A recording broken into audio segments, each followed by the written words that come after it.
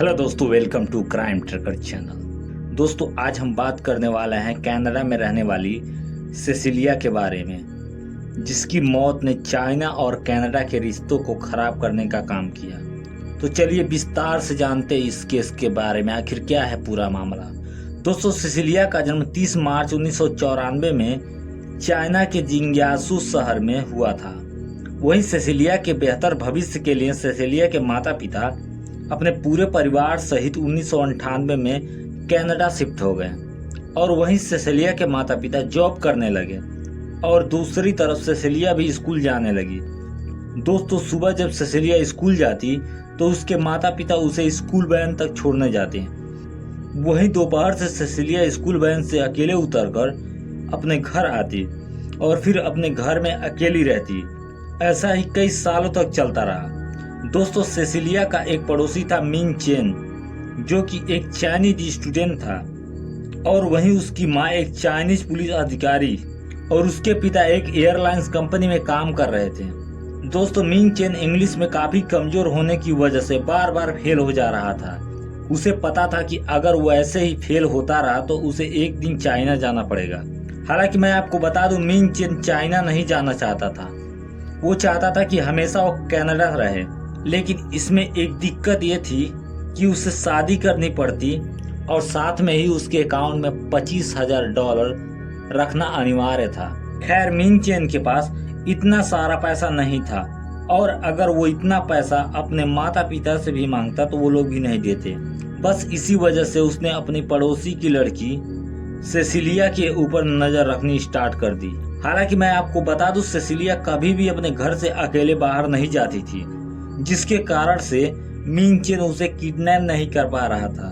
फिर एक दिन दोपहर के समय जब सेसिलिया स्कूल से घर आई तो मिंग चेन ने उसे अपनी खिड़की से देखा और वो अपनी कार को उसके घर के पास में खड़ा कर दिया।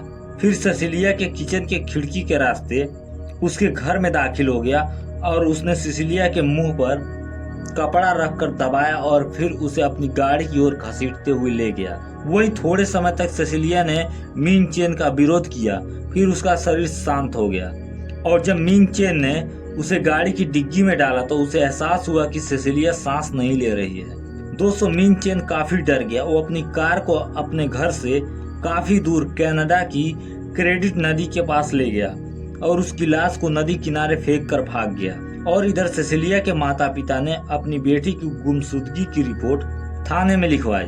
दोस्तों, पुलिस भी काफी मेहनत से सेसिलिया के बारे में पता लगा रही थी, लेकिन वो पूरी तरह से असफल साबित हो रही थी और वहीं धीरे धीरे समय भी बीतता चला जा रहा था।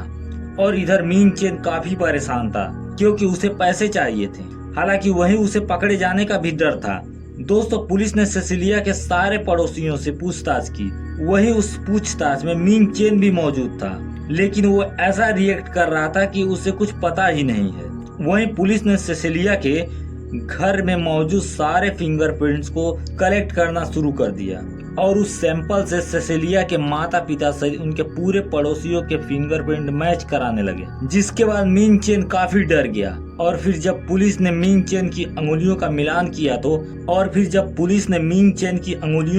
किया तो वहां क्राइम सीन से मिले फिंगरप्रिंट से पूरी तरह मैच हो गया, जिसके बाद मिंग चेन को गिरफ्तार कर लिया गया। दोस्तों, जब मिंग चेन से पूछा गया कि सेसिलिया की लाश कहाँ है तो उसने कहा कि मैंने उसे क्रेडिट नदी के किनारे फेंक दिया। वही जब सेसिलिया की बॉडी को क्रेडिट नदी के किनारे खोजा गया तो पुलिस को यहाँ भी निराशा ही हाथ लगी। अब सेसिलिया को मरे पूरे 6 महीने हो गए थे। तभी शनिवार 27 मार्च 2004 को क्रेडिट नदी से थोड़ी दूर मिसिसांगा के एक जंगली क्षेत्र में पाया गया। दोस्तों, सेसिलिया की लाश पूरी तरह से सड़ चुकी थी। फोरेंसिक टीम ये तक नहीं बता पाई कि आखिर लड़की की मौत कैसे हुई थी, वहीं लड़की के साथ बलात्कार किया गया था या नहीं, कुछ भी पता नहीं चल पाया। वही मिंग चेन को पुलिस ने कोर्ट में पेश किया, जिसे कोर्ट ने कहा अपहरणकर्ता का कोई उद्देश्य नहीं था कि वो सेसिलिया को जान से मार दे, बल्कि ये अचानक हुई हत्या थी। हालांकि इसे इग्नोर नहीं किया जा सकता, इसलिए कोर्ट मिंग चेन को आजीवन कारावास की सजा सुनाती है। वहीं अपराधी 15 साल बाद पैरोल की अपील कर सकता है। दोस्तों, जिसके बाद चाइना ने कनाडा से ये कहा कि वो मिंग चेन को हमें सौंप दे ताकि हम उसे और कड़ी सजा दें, जिस मांग को कनाडा ने सिरे से खारिज कर दिया। जिसके कारण चाइना और कनाडा के रिश्तों में थोड़ी कड़वाहट पैदा हो गई। दोस्तों, आपको ये सच्ची कहानी कैसी लगी हमें कमेंट के माध्यम से जरूर बताएं। और अगर हमारी मेहनत आपको पसंद आई हो तो हमारे क्राइम ट्रैकर चैनल को लाइक करें, सब्सक्राइब करें। ऐसी वीडियो देखने के लिए धन्यवाद। जय हिंद, वंदे मातरम।